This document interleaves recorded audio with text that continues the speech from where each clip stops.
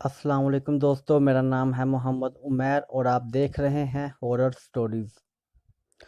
दोस्तों, आज जो मैं आपको कहानी सुनाने वाला हूँ वो एक इंतहाई खौफनाक कहानी है जो यकीनन आपको बहुत पसंद आएगी।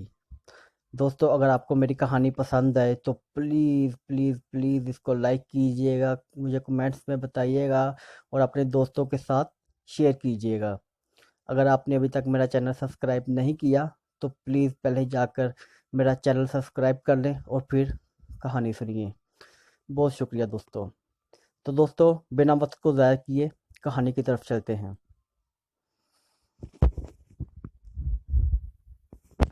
दिसंबर की ठठराती रात थी।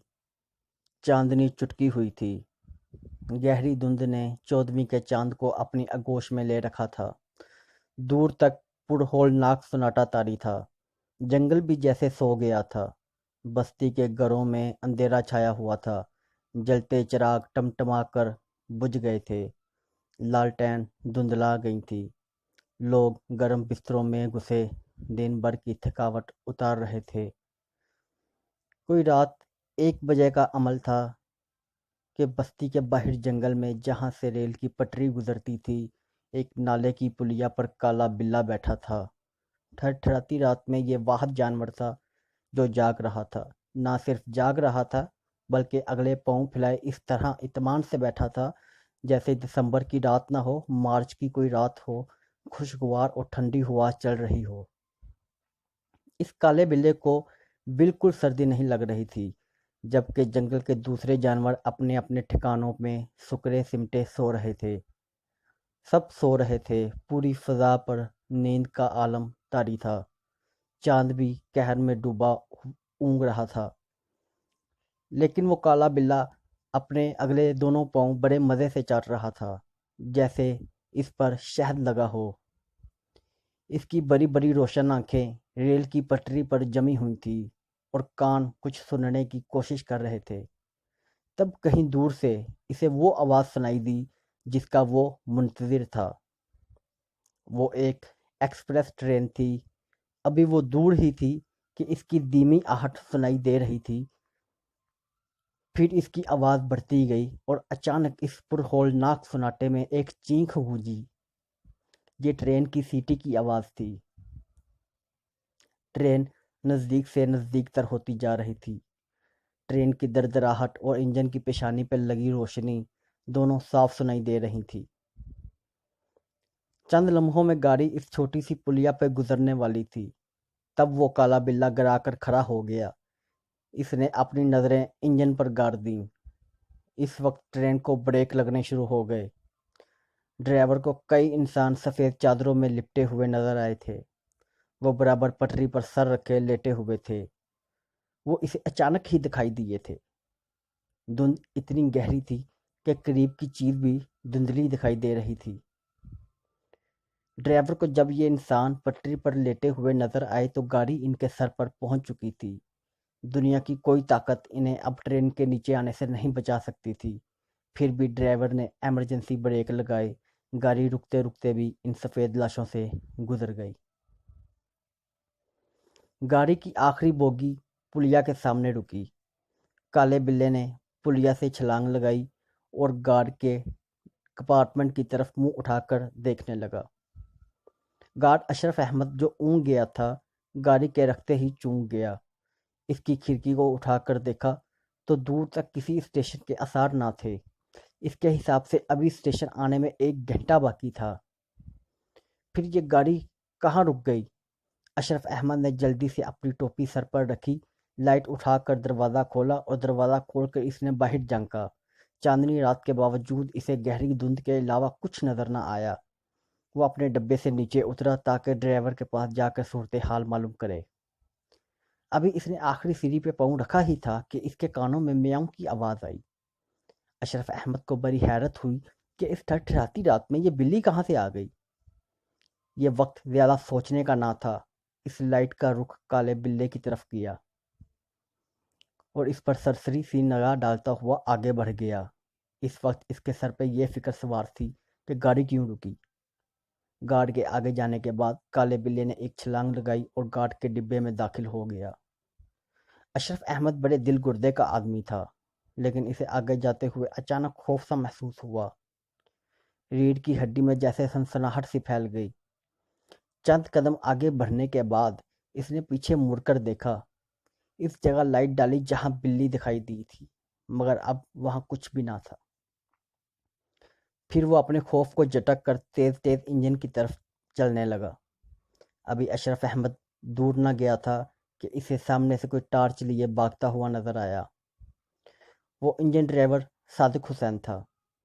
ٹارچ کی روشنی ٹرین کے نیچے ڈالتا ہوا تیزی سے بھاگا آ رہا تھا۔ گارڈ اشرف احمد کو دیکھ کر رک گیا۔ کیا ہوا؟ اشرف احمد نے صادق حسین کو پہچان کر پوچھا۔ کیا کسی نے زنجیر کھینچی ہے؟ نہیں سر، گاڑی میں نے خود روکی ہے، صادق حسین نے ہانپتے اور کانپتے ہوئے کہا۔ کیوں، خیر تو ہے؟ اشرف احمد کی پیشانی پر بل پڑ گئے۔ خیر نہیں ہے سر، مجھے یقین ہے وہ سب مر گئے ہوں گے۔ صادق حسین بہت پریشان تھا۔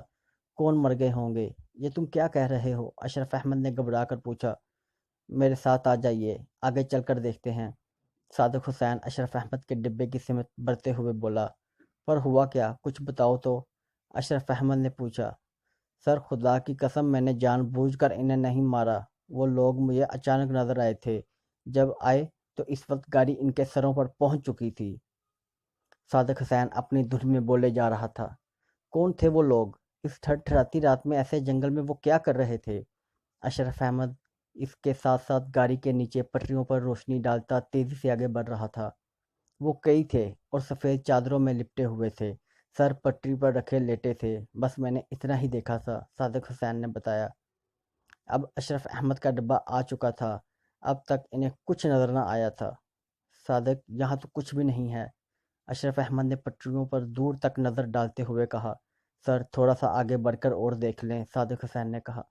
تب آگے بڑھ کر اشرف احمد نے صادق حسین کا ہاتھ پکڑ لیا اور بولا، یار خدا کا کچھ خوف کھاؤ، اس سردی میں کون پٹری پر سر رکھ کر لیٹے گا، اور وہ بھی سفید چادروں میں؟ اگر کسی کو خودکشی کرنا ہی تھی تو اسے ٹرین کی ضرورت نہ تھی، اس جنگل میں بندہ لیٹے لیٹے ہی اللہ کو پیارا ہو سکتا ہے۔ سر میں سچ کہتا ہوں، میں نے ان آنکھوں سے 4 آدمیوں کو پٹری پر سر رکھے لیٹے دیکھا تھا، تب ہی تو میں نے گاڑی کو بریک لگائے تھے، صادق حسین نے بڑے یقین سے کہا۔ اچھا، اب جو حماقت ہونا تھی وہ ہو گئی، گاڑی چلاؤ، اور یہ 10 منٹ جو تم نے برباد کیے ہیں اسے برابر کرو، گاڑی کو اسٹیشن پر رائٹ ٹائم پہنچنا ہے۔ یہ کہہ کر اشرف احمد ڈبے میں چڑھ گیا۔ صادق حسین نادام ہوتا ہوا انجن کی طرف بڑھ گیا۔ اسے اپنی نظروں پر بڑا غصہ آ رہا تھا۔ اس کی سمجھ میں نہیں آ رہا تھا کہ آخر اس نے دیکھا کیا تھا۔ یہاں سے وہاں تک اسے کوئی ایسی چیز نظر نہ آئی جو انسانوں کا روپ دھار لیتی۔ بہرحال وہ فریب نظر کا شکار ہوا تھا، یہ بات اس کی سمجھ میں اچھی طرح آ گئی تھی۔ گاڑی رکنے کے بعد جب اسٹیشن آنے کے کوئی آثار پیدا نہ ہوئے تو کئی مسافروں نے ٹھنڈی ہوا کی پرواہ کیے بغیر کھڑکیاں اٹھائیں۔ باہر انہیں پرہول ناک سناٹے اور دھند کے سوا کچھ نظر نہ آیا۔ وہ حیران رہ گئے کہ جنگل میں آخر گاڑی کس لیے رکی۔ کسی نے کہا، یار کہیں ڈاکو نہ آ گئے ہوں، کوئی بولا کیا پتا کسی نے زنجیر کھینچی ہو۔ ایک مسافر نے جو کھڑکی سے باہر جھانک رہا تھا، اس نے ڈرائیور صادق حسین کو ٹارچ لیے گزرتے دیکھا تو سمجھا گارڈ ہے۔ وہ اس سے مخاطب ہوا، گارڈ صاحب کیا ہوا؟ بھئی ابھی تک تو کچھ بھی نہیں ہوا۔ پھر گاڑی کیوں رکی ہوئی ہے؟ میں اسے ابھی چلاتا ہوں جا کر، آپ فوراً کھڑکی بند کر لیں، صادق حسین یہ کہتا ہوا آگے بڑھ گیا۔ صادق حسین کے لہجے میں کچھ ایسی بات تھی کہ مسافر خوف زدہ ہو گیا۔ اس نے فوراً کھڑکی بند کر لی۔ چند منٹوں کے بعد گاڑی نے حرکت کی اور پھر اس نے بہت جلد رفتار پکڑ لی۔ صادق حسین نے ٹرین کی سپیڈ بڑھا کر اگلے اسٹیشن پر رائٹ ٹائم پہنچا دیا۔ گاڑی کے پلیٹ فارم پر رکتے ہی گارڈ اشرف احمد اپنے ڈبے سے باہر آیا۔ سردی اپنے عروج پر تھی۔ اشرف احمد کے دانت بج رہے تھے۔ اس اسٹیشن پر گاڑی 10 منٹ ٹھہرتی تھی۔ اس نے سوچا چل کر چائے کے اسٹال پر چائے پی جائے۔ گاڑی کے اترنے کے بعد وہ کالا بلا بھی ڈبے سے باہر آیا۔ گارڈ کا ڈبہ پلیٹ فارم سے پیچھے تھا۔ کالے بلے نے ڈبے سے چھلانگ لگائی۔ چھلانگ لگاتے ہی جیسے وہ فضا میں تحلیل ہو گیا اور وہ زمین پر نہیں گرا۔ ہاں البتہ ایک لمبا چوڑا شخص کمبل اوڑھے پلیٹ فارم کی طرف چلتا ہوا نظر آ رہا تھا۔ इस स्टेशन पर चंद मुसाफिर और भी डिब्बे से बाहर आए। ये ज्यादातर चाय की फिक्र में उतरे थे। एक दो मूंगफली के ठेले की तरफ भी बढ़े। इस लंबे चौड़े शख्स ने प्लेटफार्म पर आकर गाड़ी के डिब्बे पर नजर डाली। इस डिब्बे का दरवाज़ा खुला हुआ था। वो पूरे इत्मीनान से डिब्बे में दाखिल हो गया और एक मुनासिब जगह देखकर फर्श पर बैठ गया। इसने कंबल इस तरह ओढ़ रखा था कि इसका चेहरा छुप गया था। बस नाक और मुंह का थोड़ा सा हिस्सा नजर आ रहा था। वो अपनी चाल डाल और लिबास से कोई मजदूर दिखाई दे रहा था। किसी मुसाफिर ने इस पे कोई तवज्जो न दी। ये दराज कद लंबा चौड़ा आदमी जिस डिब्बे में चढ़ा था, इसकी साथ वाली बोगी में एक बारात जा रही थी, जो पूरी बोगी उन बारातियों के लिए रिजर्व थी। इसमें बारातियों के अलावा कोई मुसाफिर ना था। रास्ते में बहुत से मुसाफिरों ने बोगी खाली देखकर इसमें चढ़ने की कोशिश की, तो इन्हें बड़ी मुश्किल से रोका गया था। अब भी बड़े स्टेशन पर कुछ मुसाफिरों ने इधर आने की कोशिश की थी, लेकिन अब इन लोगों ने बोगी के दरवाजे अंदर से बंद कर दिए थे, और कोई कितना ही दरवाज़ा पीटता, ये न खोलते। बोगी में खूब हंगामा हो रहा था। बाराती अपनी अपनी पसंद की टोली बनाए बैठे थे। लड़के ताश खेलने में मसरूफ थे और लड़कियां गानों में। ये तय किया गया था पूरी रात कोई सोएगा नहीं, और यूं भी ट्रेन में नींद ही कहाँ आती है। लेकिन कुछ नींद के रसिया ऐसे भी थे जिन्हें सूली पर भी नींद आ जाती थी।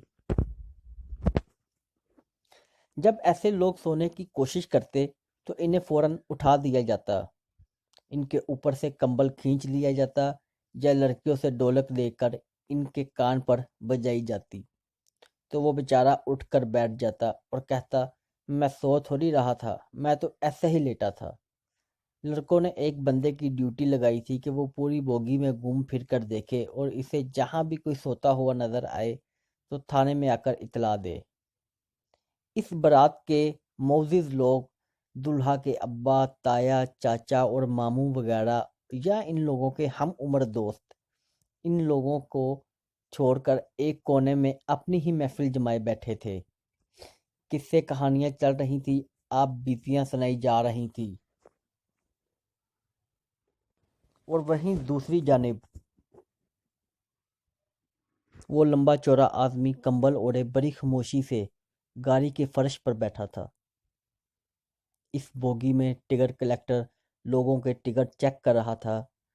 टिकट चेक करते करते वो इस लंबे चौड़े आदमी के नज़दीक आया और बोला, अपना टिकट दिखाओ। इस लंबे चौड़े आदमी ने जैसे सुना ही नहीं, खामोशी से सर झुकाए बैठा रहा। तब कलेक्टर ने इसके कंबल का कोना पकड़कर हिलाया और कहा, भाई टिकट दिखाओ। अब इस लंबे चौड़े आदमी ने अपना सर उठाया और खाली खाली नज़रों से टिकट कलेक्टर को देखा। ज़बान फिर भी ना हिलाई। मेरी शक्ल क्या देख रहे हो, जल्दी से टिकट दिखाओ। टिकट कलेक्टर ने ज़रा सख्त लहजा इख्तियार किया। टिकट? इस लंबे चौड़े आदमी ने बड़ी मासूमियत से पूछा। हाँ भाई टिकट, क्या तुमने कभी टिकट नहीं देखा? ना जी, मुझे तो नहीं मालूम टिकट क्या होता है, मैंने कभी नहीं देखा। ज़रा दिखाएं तो कैसा होता है ये टिकट? इसके लहजे में बड़ी मासूमियत थी। टिकट कलेक्टर को यह सुनकर गुस्सा भी आया और हंसी भी आई कि किस देहाती से पाला पड़ गया है। इसने बराबर बैठे हुए एक मुसाफिर से कहा, जिसका टिकट वो अभी चेक कर चुका था, ज़रा अपना टिकट दिखाना इन्हें। अब वो तफरीह के मूड में आ गया, लेकिन टिकट ना मिला। पता नहीं जी किधर गया, अभी तो मैंने जेब में ही रखा था, मुसाफिर बोला। इस मुसाफिर से मायूस होकर टिकट कलेक्टर ने एक और मुसाफिर से कहा, आप अपना टिकट दिखाएं। इस मुसाफिर ने भी अपनी जेबें चेक की, लेकिन टिकट इसे भी ना मिला। इस तरह एक एक करके टिकट कलेक्टर ने सब मुसाफिरों से पूछ डाला, लेकिन किसी के पास भी जेब से टिकट ना निकला। वो जिससे भी टिकट के लिए कहता, वो मुसाफिर अपनी जेबें टटोल कर रह जाता। फिर टिकट कलेक्टर को ख्याल आया कि इसकी जेब में भी कुछ टिकट पड़े हुए थे। इसने अपनी जेब में हाथ डाला, फिर एक एक करके सब जेबें देख डाली, लेकिन टिकट ना मिलने थे और ना ही मिले। टिकट कलेक्टर की पेशानी पर पसीने की बूंदें चमकने लगी। ऐसी सूरत हाल कभी पैदा न हुई थी। پوری بوگی میں ایک مسافر کے پاس بھی ٹکٹ نہ تھا، جبکہ کچھ دیر پہلے سب نے اپنے ٹکٹ دکھائے تھے۔ کیا ہوا جی، آپ نے مجھے ٹکٹ دکھایا نہیں؟ اس لمبے چوڑے آدمی نے اپنے چہرے سے کمبل ہٹاتے ہوئے کہا۔ اس کا چہرہ کسی چھپکلی کی طرح بالکل زرد تھا۔ ٹکٹ کلیکٹر نے فوراً اس کے چہرے سے نظریں ہٹا لیں۔ اس کا چہرہ دیکھ کر جانے کیوں اسے خوف سا محسوس ہوا تھا۔ ٹھہرو، میں دوسری بوگی سے لے کر آتا ہوں۔ یہ کہہ کر ٹکٹ کلیکٹر دوسری بوگی میں چلا گیا۔ اس کے جانے کے بعد وہ لمبا چوڑا آدمی بھی اٹھا اور مسافروں نے اسے دروازے کی طرف جاتے ہوئے دیکھا۔ 5 منٹ بعد جب وہ ٹکٹ کلیکٹر واپس آیا تو اس کے ہاتھ میں کئی ٹکٹ تھے، لیکن اس لمبے چوڑے آدمی کی جگہ بالکل خالی پڑی تھی۔ کدھر گیا یہ؟ ٹکٹ کلیکٹر نے اس کے قریب بیٹھے ہوئے ایک مسافر سے پوچھا۔ وہ جی دروازے کی طرف گیا تھا، اس نے بتایا۔ ٹکٹ کلیکٹر نے دروازے کی طرف دیکھا، وہاں کوئی بھی نہ تھا۔ پھر اس نے ٹوائلٹ کا دروازہ کھولا اور وہاں بھی دیکھا تو کوئی نہ ملا۔ گاڑی اپنی پوری رفتار سے چل رہی تھی، گاڑی سے اترنے کا سوال ہی پیدا نہ ہوتا تھا۔ ٹکٹ کلیکٹر نے برابر کی بوگی بھی چھان ماری مگر وہ کہیں نظر نہ آیا۔ پھر ٹکٹ کلیکٹر واپس آیا۔ اب وہ اس بوگی میں آیا جس میں برات سفر کر رہی تھی۔ یہ اس بوگی سے بوگی ملی ہوئی تھی جس میں وہ لمبا چوڑا آدمی بیٹھا تھا۔ ٹکٹ کلیکٹر نے سوچا ہو سکتا ہے وہ پیچھے والی بوگی میں نہ گیا ہو، آگے والی بوگی میں گیا ہو۔ جب وہ اس برات والی بوگی میں آیا تو ماموں فرقان اور ان کے دوست باتیں کر رہے تھے۔ ٹکٹ کلیکٹر نے اس لمبے چوڑے آدمی کے بارے میں ان لوگوں سے پوچھا۔ نہیں جناب، ایسا تو کوئی آدمی یہاں نہیں آیا، ماموں فرقان نے ٹکٹ کلیکٹر کو بتایا۔ میری سمجھ میں نہیں آتا، وہ اتنی سی دیر میں کہاں غائب ہو گیا؟ کیوں، کیا ہوا؟ کوئی خاص مسئلہ ہو گیا؟ بڑا خاص مسئلہ ہے جناب، میں تو پریشان ہو گیا ہوں۔ ٹکٹ کلیکٹر نے پڑھے لکھے آدمی دیکھ کر سوچا کہ ان لوگوں کو تفصیل سے اس آدمی کے بارے میں بتا دینا چاہیے۔ ان لوگوں نے ٹکٹ کلیکٹر کو اپنے درمیان جگہ دے دی۔ تب ٹکٹ کلیکٹر نے جو اس پر گزری تھی پوری کی پوری داستان سنا دی۔ اس کا قصہ سن کر سب کے منہ حیرت سے کھلے کے کھلے رہ گئے۔ اب اس کے ساتھ کوئی بدسلوکی تو نہیں کی تھی آپ نے؟ کچھ دیر کے بعد ماموں فرقان نے پوچھا۔ نہیں، میں نے تو صرف اس سے ٹکٹ ہی مانگا تھا۔ جب اس نے کہا کیسا ہوتا ہے ٹکٹ ذرا دکھاؤ تو میں نے اپنے برابر والے مسافر سے ٹکٹ مانگا۔ پھر میں نے پوری بوگی سے مسافروں سے ٹکٹ مانگتا چلا گیا لیکن کسی کے پاس ٹکٹ نہ ملا، حتیٰ کہ جو میری جیب میں ٹکٹ پڑے ہوئے تھے وہ بھی غائب تھے۔ پھر آپ ایک دوسری بوگی میں ٹکٹ لینے چلے گئے اور جب وہاں سے آپ ٹکٹ لے کر واپس آئے تو وہ آدمی غائب تھا، فرقان ماموں نے کہا۔ یہ اچھا ہوا کہ آپ نے اس کے ساتھ کوئی بدسلوکی نہیں کی ورنہ مشکل میں پڑ جاتے۔ کیوں ماموں، کیا ہو جاتا؟ اس مرتبہ اکبر بولا۔ جانے کیا ہو جاتا، ماموں فرقان بولے۔ میں آپ کا مطلب نہیں سمجھا جی، ٹکٹ کلیکٹر نے پریشان ہو کر پوچھا۔ آپ کو کچھ اندازہ ہوا کہ وہ کون تھا؟ ماموں فرقان نے سوال کیا۔ نہیں جی، ٹکٹ کلیکٹر نے کہا۔ وہ جن تھا، ماموں فرقان نے بڑے اطمینان سے کہا۔ اس انکشاف پر سارے براتیوں کی سیٹی گم ہو گئی۔ ٹکٹ کلیکٹر کے جسم میں اچانک سرد کی ایک لہر دوڑ گئی، وہ کپ کپانے لگا۔ اس کے منہ سے بمشکل نکلا، جن؟ پھر یہ خبر بڑی تیزی سے گاڑی میں پھیل گئی کہ گاڑی میں جن آ گیا ہے۔ گاڑی میں جن، اس خبر کو جو بھی سنتا کپ کپا کر رہ جاتا۔ یہ خبر ایک مسافر سے دوسرے مسافر، پھر بوگی سے دوسری بوگی، جہاں تک کہ گارڈ تک پہنچ گئی۔ گاڑی اپنی برق رفتاری سے اڑی جا رہی تھی۔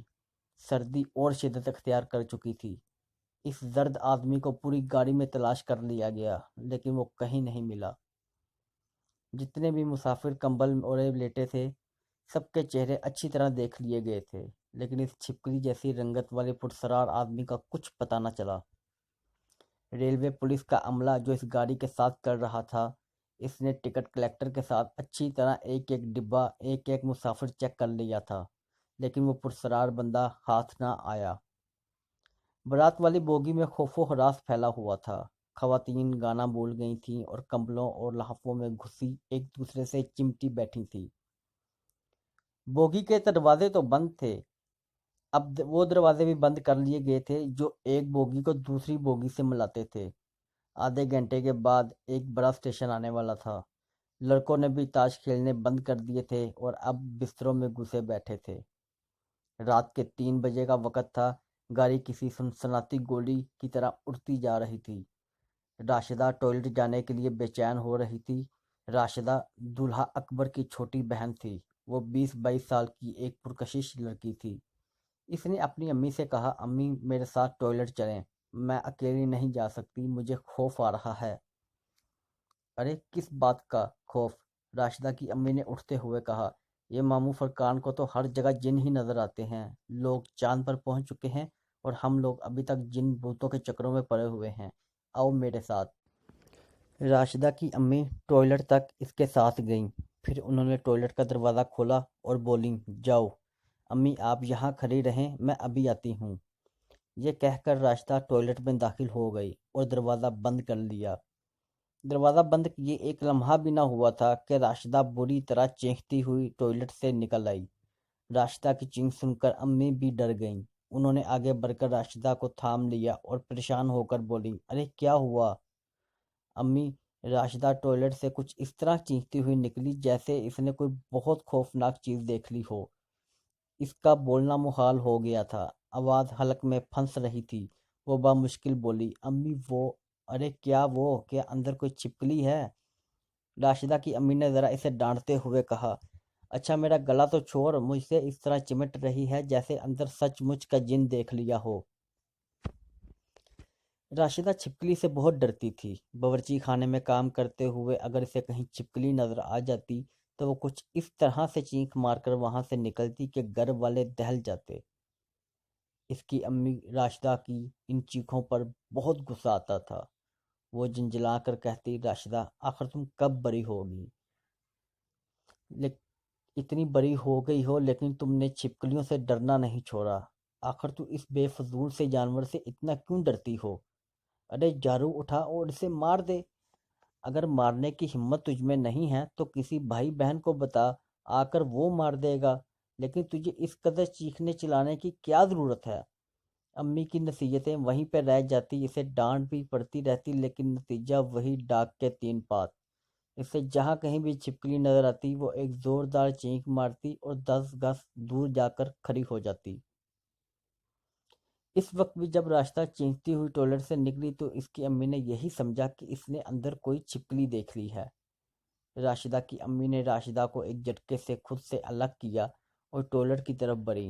अम्मी अंदर न जाएं, वहाँ एक खौफनाक काला बिल्ला है। राशिदा ने अम्मी का हाथ पकड़ लिया। अरे क्या बकवास कर रही हो? जब मैंने दरवाज़ा खोला था तो वहाँ कुछ ना था। वो आगे बढ़ती हुई बोली, वो दरवाजे के पीछे छुपा हुआ था। आपने पूरा दरवाज़ा कब खोला था?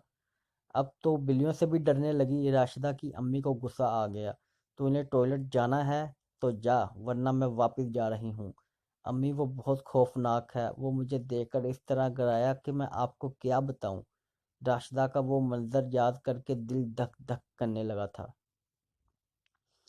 अरे तू मेरा हाथ छोड़, मैं देखती हूँ। ये कहकर अम्मी ने राशिदा से अपना हाथ छुड़ाया और टॉयलेट के दरवाजे को एक मर्तबा फिर खोला।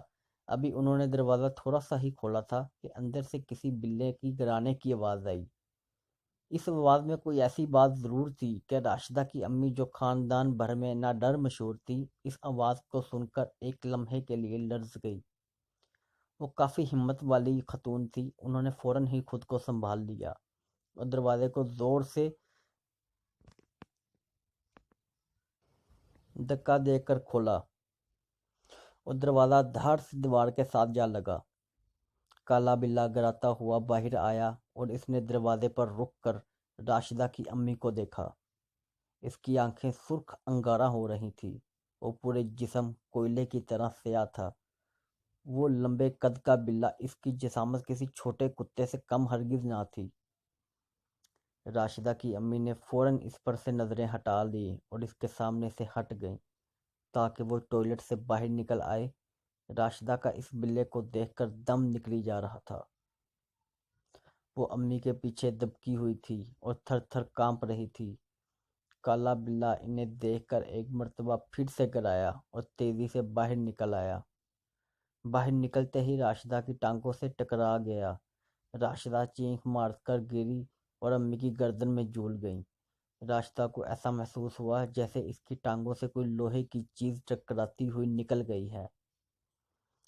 امی نے اس کالے بلے کو بوگی کے اندر جاتے دیکھا، پھر انہوں نے مڑ کر راشدہ سے کہا، جاؤ اب ٹوائلٹ ہو آؤ۔ امی مجھے بڑا ڈر لگ رہا ہے، آپ یہیں کھڑی رہیں۔ ہاں میں یہیں کھڑی ہوں، تم جلدی سے فارغ ہو کر آؤ۔ راشدہ ڈرتی ہوئی اندر گئی۔ اس نے دروازہ اندر سے بند کیا مگر کنڈی نہیں لگائی، اسے کھلا چھوڑ دیا تاکہ یہاں سے باہر نکلنے میں کوئی دقت پیش نہ آئے۔ 3-4 منٹ کے بعد وہ باہر نکلی۔ امی کو دروازے پر دیکھ کر اطمینان محسوس کیا۔ اس نے زبردستی مسکراتے ہوئے کہا، امی چلیں۔ راشدہ اور اس کی امی ایک ساتھ ہی کمبل میں بیٹھی ہوئی تھی۔ کمبل سکڑا ہوا سیٹ پر پڑا تھا۔ راشدہ نے بیٹھنے کے لیے جیسے ہی کمبل اٹھایا تو اس کی فلک شگاف چیخیں بوگی میں بلند ہونے لگیں۔ وہ کچھ اس طرح سے ہڑبڑا کر پیچھے ہٹی کہ اگر امی برتھ کی زنجیر نہ تھام لیتی تو زمین پر جا گرتی۔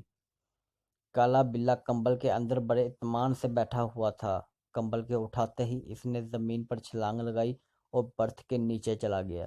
راشدہ کی چینخ سن کر برابر کی پارٹیشن سے اکبر نے اوپر کی برتھ سے چھلانگ لگائی اور خواتین والے حصے میں آ گیا۔ کیا ہوا؟ اس نے آتے ہی امی سے پوچھا۔ جانے کہاں سے کمبخت ایک بلا آ گیا ہے، ابھی ٹوائلٹ میں تھا، وہاں سے بگایا تو ہمارے کمبلوں میں گھس کر بیٹھ گیا ہے، امی نے بتایا۔ اب کمبل سے نکل کے برتھ کے نیچے جا گھسا ہے۔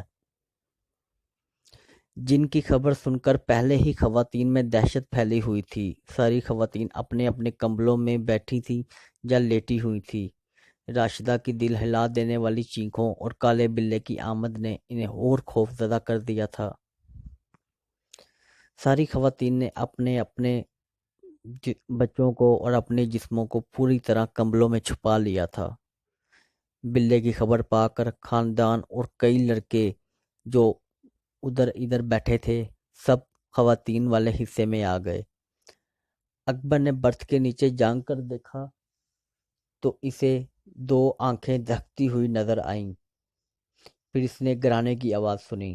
اکبر قریب ہی پڑا ہوا اونچی ایڑی کا سینڈل اٹھا لایا اور جھک کر اس کالے بلے پہ دے مارا۔ وہ سینڈل اس کے سر پر لگا۔ کالا بلا برتھ کے نیچے سے گراتا ہوا بھاگا اور اب سامنے والی سیٹ کے نیچے گھس گیا۔ کدھر گیا؟ اکبر نے اب دوسرا جوتا بھی ہاتھ میں لے لیا تھا۔ ادھر سیٹ کے نیچے ہے، ایک لڑکے نے بتایا۔ اکبر نے اس مرتبہ جھانک کر دیکھنے کے بجائے اندازے سے جوتا پھینک مارا۔ اس کی کالی دم سیٹ سے باہر نکلی ہوئی تھی۔ اس مرتبہ جوتا کالے بلے کے پیٹ پر پڑا اور وہ وہاں سے بھی گراتا ہوا نکلا اور اس مرتبہ لڑکوں والے حصے میں ایک برتھ کے نیچے چلا گیا۔ بوگی میں بلے کی آمد سے اچھی طرح کھلبلی مچ گئی تھی۔ وہ بلا جوتا کھا کر ایک سیٹ سے نکل کر دوسری سیٹ کے نیچے چلا جاتا۔ بوگی میں مسلسل کدھر گیا کی آوازیں گونج رہی تھی۔ شور سن کر فرقان ماموں اٹھ کر اپنی پارٹیشن سے باہر آئے تو انہوں نے دیکھا کہ باہر گمسان کا رن پڑا ہے۔ ہر لڑکے کے ہاتھ میں ایک جوتا اور نظریں زمین پر تھیں۔ کیا ہوا بھائی؟ ماموں فرقان نے پوچھا۔ ایک بلے نے پریشان کر رکھا ہے ماموں، اکبر نے کہا۔ ادھر سے مارتے ہیں تو ادھر گھس جاتا ہے، وہاں سے بگاتے ہیں تو ادھر آ جاتا ہے۔ مارو نہیں اسے، ماموں فرقان نے ہدایت کی، ایسے ہی گھیر کر باہر نکال دو۔ پھر انہیں خیال آیا کہ ڈبے کے تمام دروازے بند ہیں، گاڑی چل رہی ہے، ایسے میں اسے باہر نکالنا ممکن نہ تھا۔ تو وہ پھر کچھ سوچ کر بولے، ایسا کرو اسے ٹوائلٹ کا دروازہ کھول کر اس میں بند کر دو اور سب کو خبردار کر دو کہ کوئی بھی اس ٹوائلٹ کو استعمال نہ کرے۔ ماموں فرقان کی تجویز اچھی تھی۔ سارے لڑکے اس کالے بلے کو مارنے پہ تلے ہوئے تھے۔ کسی نے اس سے چھٹکارا حاصل کرنے کے لیے اس بارے میں غور نہ کیا تھا۔ تک اکبر نے اپنے خاندان کے لڑکوں اور دوستوں کو اس طرح کھڑا کیا کہ بلا سیٹ کے نیچے سے نکلے تو اس کا رخ ٹوائلٹ کی طرف ہو جائے۔ کچھ دیر کی محنت کے بعد اکبر اپنے ساتھیوں کی مدد سے اس کالے بلے کو ٹوائلٹ میں گھسانے میں کامیاب ہو گیا۔ بلے کے ٹوائلٹ میں جاتے ہی اکبر نے اس کا دروازہ بند کر دیا اور باہر سے کنڈی لگا دی۔ اس بوگی میں سارے اپنے ہی لوگ تھے، اس لیے یہ خطرہ نہ تھا کہ کوئی ٹوائلٹ کا دروازہ کھول دے گا۔ بوگی کے تمام لوگوں کو ایک مرتبہ پھر سے بتا دیا کہ اس ٹوائلٹ کا دروازہ بند رہے گا کیونکہ اس میں بلا بند ہے، لہذا دوسرا ٹوائلٹ استعمال کریں۔ لڑکوں کا خیال تھا کہ اگلے اسٹیشن پر گاڑی رکتے ہی اس بلے کو دروازہ کھول کر باہر نکال دیں گے، لیکن ہوا یہ کہ کئی اسٹیشن آئے اور چلے گئے لیکن اس بلے کو ٹوائلٹ سے باہر نکالنے کے لیے کوئی نہ اٹھا۔ اصل میں بات یہ تھی، رات اپنی بکھری زلفوں کی سمٹ رہی تھی، صبح ہونے کو تھی، رات بھر براتیوں نے ادم مچایا تھا، اب سب نیند کی لپٹ میں تھے اور کمبلوں میں دب کے نیند کی مزے لے رہے تھے۔ صبح کے وقت گاڑی کسی اسٹیشن پر رکی۔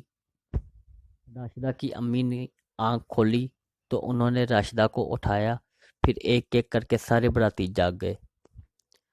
اکبر کو فوراً بلے کا خیال آیا، وہ اپنی برتھ سے نیچے کودا اور ٹوائلٹ کی طرف چلا۔ اس کے ساتھ خاندان کے ایک دو لڑکے اور بھی تھے۔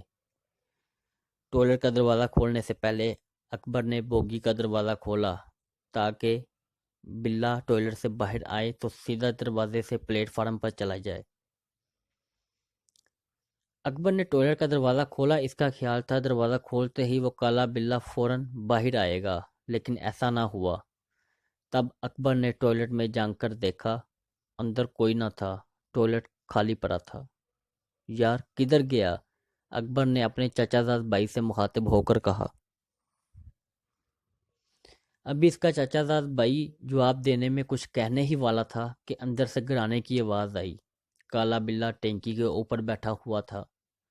اس نے وہاں سے چھلانگ لگائی اور سیدھا اکبر کے کندھے پر سوار ہو گیا۔ اس کالے بلے میں اتنا وزن تھا کہ اکبر کھڑا نہ رہ سکا اور فوراً فرش پر بیٹھ گیا۔ تب بلے نے کھلے دروازے سے باہر چھلانگ لگائی اور پلیٹ فارم پر پہنچ گیا۔ اکبر فوراً اٹھا اور اپنا کندھا سہلاتے ہوئے کہنے لگا، یار یہ کیا چیز تھی؟ اس نے اپنے چچا زاد بھائی کو مخاطب کیا۔ بھائی وہ چیز نہیں، بلا تھا، بلا۔ یار اتنا وزنی بلا جب وہ میرے کندھے پہ آیا تو مجھے ایسا محسوس ہوا جیسے 2 من کی بوری کندھے پہ لاد دی گئی ہو، اتنا وزن تھا اس میں۔ چچا زاد بھائی کی آنکھیں حیرت سے پھیل گئی۔ بلا تھا یا کوئی گدھا تھا؟ اللہ جانے کیا چیز تھی، اتنا وزنی بلا میں نے کبھی نہیں دیکھا۔ وہ گیا کدھر؟ اس کے چچا زاد بھائی نے دروازے سے باہر جھانک کر دیکھا، لیکن دور تک اس بلے کا نام و نشان دکھائی نہ دیا۔ چل یار فرقان ماموں کو بتاتے ہیں، اکبر نے کہا اور پھر وہ بوگی کا دروازہ بند کر کے فرقان ماموں کی پارٹیشن کی طرف چل پڑے۔ فرقان ماموں جو کھڑکی سے باہر گزرتے پلیٹ فارم کو دیکھ رہے تھے، اکبر کی آواز سن کر انہوں نے اپنا رخ اکبر کی طرف پھیرا اور بولے، ہاں بھئی اکبر، بلے کو آزاد کر دیا؟ ماموں مجھے تو ڈر لگ رہا ہے، وہ بلا جانے کیا چیز تھی۔ اکبر کے لہجے میں خوف تھا۔ کیوں، کیا ہوا؟ ماموں فرقان نے اس کی آنکھوں میں جھانکتے ہوئے کہا۔ ماموں اس بلے کی جسامت تو کسی کتے سے کم نہ تھی، لیکن اس کا وزن بھی کسی گدھے کے برابر تھا۔ ماموں میرا کندھا ابھی تک دکھ رہا ہے۔ یہ کہہ کر اکبر نے ساری تفصیل سنا دی۔ اچھا ماموں، فرقان نے یہ سن کر ایک گہرا سانس لیا اور بولے، ذرا ادھر آؤ۔ اکبر ان کے قریب چلا گیا۔ فرقان ماموں نے اس کے کندھے کو سونگھ کر دیکھا، پھر اس کی قمیض ہٹا کر کندھا دیکھا۔ اس کے کندھے پر گردن کے نیچے ایک ہلکا سا خراش کا نشان تھا، جیسے وہاں اس بلے کا ناخن لگا ہو، کھال چھیلی گئی ہو اور خون کی ایک بریک لکیر بن گئی ہو۔ اکبر تمہیں ایسے ہی وہم ہو رہا ہے، ایک بلی میں بلا اتنا وزن کیسے ہو سکتا ہے؟ اصل میں وہ تمہارے اوپر کودا اس انداز میں ہوگا کہ تم اپنا توازن برقرار نہ رکھ سکے ہوگے۔ فرقان ماموں نے اسے سمجھانے کی کوشش کی، لیکن خود ان کے چہرے پر فکر کی لکیر گہری ہوتی جا رہی تھی۔ وہ نہیں چاہتے تھے کہ اکبر جس کی شادی ہونے والی ہے کسی ڈر اور خوف میں مبتلا ہو جائے۔ اب وہ اچھی طرح سمجھ گئے تھے کہ وہ کالا بلہ کیا شے ہے۔ وہ دل ہی دل میں اللہ کا شکر ادا کر رہے تھے کہ وہ بغیر کوئی نقصان پہنچائے اس بوگی سے چلا گیا، جبکہ ان لوگوں نے اس جوتے سے خوب پٹائی بھی کی تھی۔ اسے ایک جگہ چین سے بیٹھنے نہ دیا تھا۔ فرقان ماموں بڑے دلیر آدمی تھے، 60-62 سال کے ہوں گے، لیکن دیکھنے میں 50 سے زیادہ کے نہ لگتے۔ کثرتی بدن کے مالک تھے، وہ مشکل سے ہی بیمار ہوتے تھے۔ بیمار ہوتے بھی تو کبھی ڈاکٹر حکیم کے پاس نہ جاتے، ٹونے ٹوٹکوں سے اپنا علاج خود ہی کر لیتے۔ فرقان ماموں جگت ماموں تھے، کیا چھوٹا کیا بڑا سب انہیں ماموں ہی کہتے۔ چھوٹے بچے خیر انہیں کہتے ہی ماموں تھے، لیکن مزے کی بات یہ تھی کہ ان بچوں کے دادا بھی انہیں ماموں ہی کہہ کر پکارتے تھے۔ فرقان ماموں مست ملنگ آدمی تھے، وہ اپنے سے بڑوں کو ماموں کہنے پر ناراض نہیں ہوتے تھے۔ وہ روزے نماز کے پابند تھے، کچھ عملیات سے بھی واقف تھے، جھاڑ پھونک بھی کر لیا کرتے تھے، لیکن یہ عملیات، یہ جھاڑ پھونک صرف خاندان تک محدود تھی۔ کراچی کی ایک پررونق مارکیٹ میں ان کی کپڑے کی دکان تھی۔ علی گڑھ میں ان کا تالوں کا کارخانہ تھا۔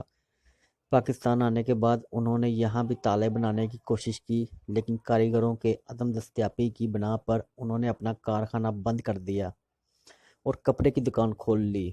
کپڑے کی دکان جو شروع میں ایک چھوٹی سی دکان پر مشتمل تھی، اب 4 دکانوں پہ مشتمل ہے۔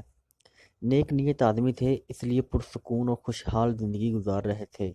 ہر شخص کے دکھ سکھ میں کام آنا ان کی زندگی کا نصب العین تھا۔ خاندان کی تقریب ان کے بنا پھیکی رہتی تھی۔ وہ بہادر طبیعت کے مالک تھے، بچوں میں بچے بن جاتے، بڑوں میں بڑے ہو جاتے۔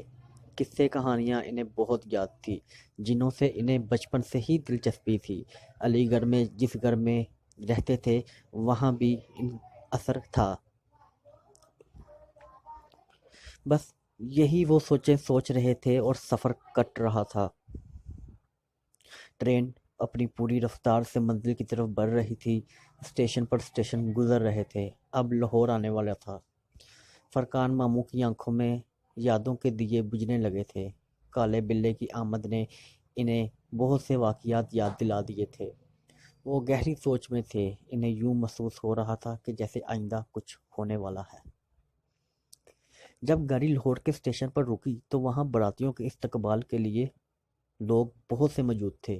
اسٹیشن کے باہر ایک لمبی بس کھڑی تھی، سب لوگ آرام سے بس میں سوار ہو گئے اور بس سمن آباد کی طرف روانہ ہو گئی۔ وہ کالا بلا اچانک ہی کہیں سے نکلا اور بس کے چلتے ہی اس نے بس پہ چھلانگ لگا دی اور سیڑھی کے ذریعے وہ بس کی چھت پر پہنچ گیا، اور کسی کو احساس تک نہ تھا کہ وہ کالا بلا بس کی چھت پر آرام سے لیٹا ان کے ساتھ سفر کر رہا ہے۔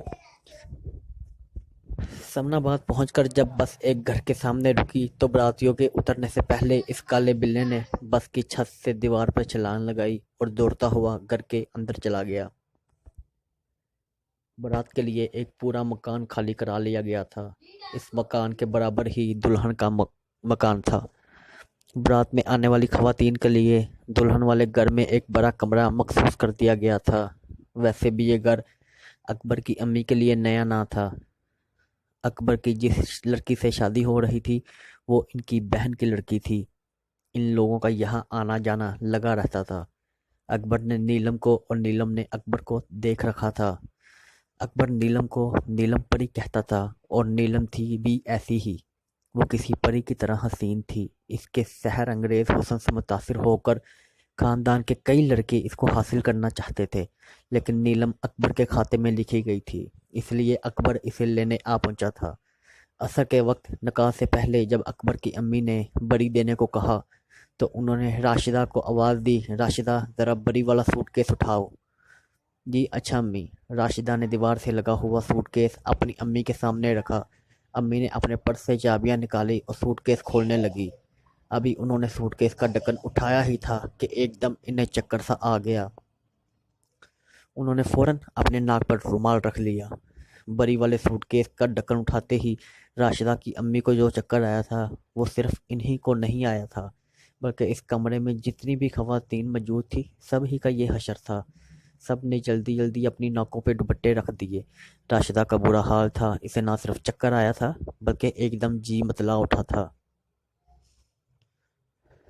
وہ اوہ اوہ کرتی باتھ روم کی طرف بھاگ گئی اور وہاں اس کی ساری آنتیں سمٹ کر حلق میں آ گئی تھیں۔ راشدہ کو بدبو برداشت نہ تھی۔ ذرا سی بدبو اس کا دماغ الٹ دیتی تھی۔ یہی وجہ تھی کہ وہ ہر وقت پرفیوم میں نہائی رہتی تھی۔ سوٹ کیس سے برآمد ہونے والی بدبو ایسی تھی کہ اس نے دماغ میں گھس کر سانسوں تک کو جلا دیا تھا۔ سوٹ کیس میں موجود بری کے جوڑوں کی بری حالت تھی۔ وہ سب غلازت میں لتھڑے ہوئے تھے۔ ان جوڑوں کو ہاتھ لگانا تو دور کی بات، کوئی ان کی طرف دیکھ بھی نہیں سکتا تھا۔ بدبو اتنی شدید تھی کہ اب کمرے میں موجود دوسری خواتین کو بھی ابکائیاں آنا شروع ہو گئی تھی۔ کمرے سے ساری خواتین بھاگ گئیں، لیکن راشدہ کی امی موجود تھی۔ انہوں نے بدبو سے بچنے کے لیے اپنے منہ پر اچھی طرح دوپٹہ باندھ لیا، لیکن بدبو تھی کہ پھر بھی گھسی چلی جا رہی تھی۔ راشدہ کی امی بہت پریشان تھی۔ ان کی سمجھ میں نہیں آ رہا تھا کہ بند سوٹ کیس میں یہ غلاظت کہاں سے بڑھ گئی۔ امی نے چٹکی سے اٹھا کر سارے جوڑوں کو دیکھ ڈالا۔ ایک جوڑا بھی صاف نہ تھا، یہاں تک ہر جوڑا غلاظت سے بھرا ہوا تھا۔ پھر انہوں نے زیورات کے ڈبے نکالے، انہیں کھول کر دیکھا، ان کا بھی وہی حال تھا اور غلاظت بھری ہوئی تھی۔ بری کی جوڑوں اور زیورات کا یہ حشر دیکھ کر راشدہ کی امی صدمے سے دوچار تھی۔ کتنی عجیب بات ہوئی ہے، سوٹ کیس میں سے کس نے غلاظت بھر دی تھی؟ یہ بات ان کی سمجھ سے بالاتر تھی۔ اچانک کمرے میں میاؤں کی آواز سنائی دی۔ دوستو، آج کے لیے اتنا ہی۔ اگر آپ جاننا چاہتے ہیں کہ آگے کیا ہوا، کس کو خوف نے اپنی جبٹ میں لیا اور آگے کیا کیا ہوا، فرقان ماموں نے کیا کیا عملیات کیے اور جن نے کیا کیا نقصان پہنچایا، کیسے قبضہ کیا اور کیسے اسے یہاں سے اتنی دور لے گیا جہاں کسی کو پتہ بھی نہ تھا، اور پھر وہ کون تھا جو اسے واپس لانے کے لیے محنت کرنے لگا۔ وہ اکبر نہ تھا، لیکن تھا کون وہ؟ جاننے کے لیے سنتے رہیں ہارر سٹوریز۔ اللہ حافظ۔